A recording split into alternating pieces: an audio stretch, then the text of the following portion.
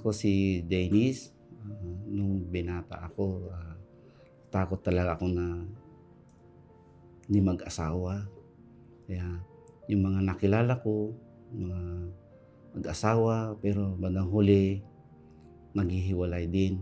Naranasan ko rin na maloko, kaya inisip ko na, ay hindi na rin akong mag-asawa. Papasalamat ako talaga na uma-attend ako sa love therapy at marami akong natutunan. Ako si Mia.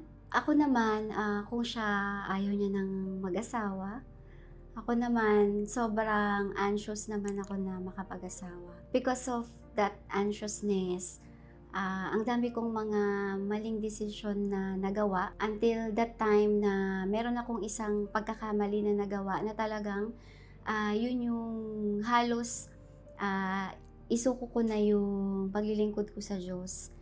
Pero salamat sa Diyos kasi ipinakita niya sa akin kung gaano ko kahalaga na hindi ko kailangan pumasok sa maling relasyon para lang maging masaya ako.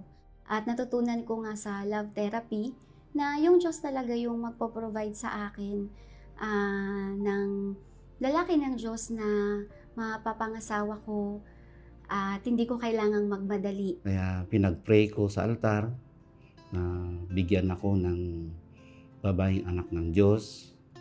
Kaya ngayon, tinugon niya yung aking panalangin at nakilala ko si Mia.